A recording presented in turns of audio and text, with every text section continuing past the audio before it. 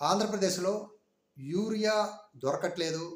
Urea మాకు రైతులకి అందట్లేదని గాని ఎక్కడైనా సోషల్ మీడియాలో గనక ఎవరైనా ప్రశ్నిస్తే డైరెక్ట్ జైలుకే. మీరేదైనా జైలుకి పోవాలనుకుంటే సోషల్ మీడియాలో ప్రశ్నించొచ్చు.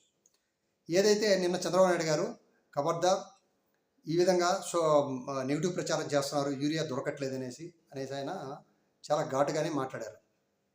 అయితే ఇక్కడ ఈరోజు వాళ్ళ పత్రికల్లోని హెడ్డింగ్స్ కాకుండా లోపల పేజీస్లో ఏమని ఇచ్చారో ఒక్కసారి చూస్తాం చూడండి.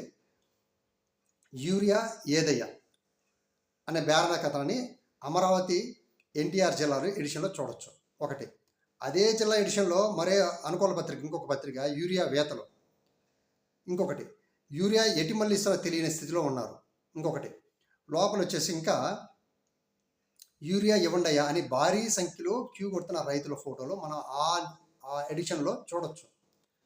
మరి ఇప్పుడు వాళ్ళ పత్రికల్లోనే రాస్తున్నారు కదా యూరియా కోసం బారులు తీస్తున్నారు అనేసి. మరి సోషల్ మీడియాలో వాళ్ళు ఏం చేశారు? సోషల్ మీడియా ఎక్కడైనా సరే గవర్నమెంట్ మీద ఎవరు కానీ కావాలని నెగిటివ్ ప్రచారం చేయరు. ఎక్కడైనా సరే లోపాలు ఉంటే ఎత్తి చూపిస్తున్నారు. మెయిన్ స్ట్రీమ్లో ఎలాగో చూడట్లే. మెయిన్ స్ట్రీమ్లో డివైడ్ అయిపోయి ఎవరి పాటికి వాళ్ళు డివైడ్ అయిపోయి వాళ్ళు ఇష్టం వచ్చినట్టు చెప్పుకొని సాగుతున్నారు.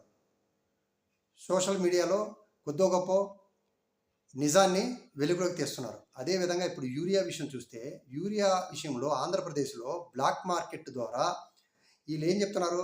ఎకరాకి అరబస్తా ఇస్తామంటున్నారు. మరి అచ్చెన్నాయుడు గారు ఏమన్నారు? మనం పెళ్ళికి వెళ్తే క్యూలో నిలబడి భోజనం చేయమా? అదేవిధంగా నిలబడి ఎంత హేళన చూడండి. రైతన్నాలంటే ఎంత హేళన. అరబస్తా ఇస్తున్నారు. రెండోది వీళ్ళకి రైతులకి తెలియని టెక్నాలజీ 95 టన్నులు ఉంది, కేంద్ర ప్రభుత్వం రెడీగా ఉంది ఇచ్చేందుకు, మళ్ళీ ఇప్పుడు ఇచ్చేస్తుంది. ఇలా రైతులకి తెలియనటువంటి టర్మినాలజీలో మాట్లాడుతూ కన్ఫ్యూజ్ చేస్తున్నారు. యూరియా కోసం రైతులు బారులు తీసినారు. గత ప్రభుత్వంలో ఎప్పుడు కానీ ఆర్బీకే సెంటర్కి డైరెక్ట్గా వచ్చి తీసుకున్నారు. ఇప్పుడైతే పర్టికులర్ బ్లాక్ మార్కెట్ ద్వారా రైతులకి యూరియా అందట్లేదు.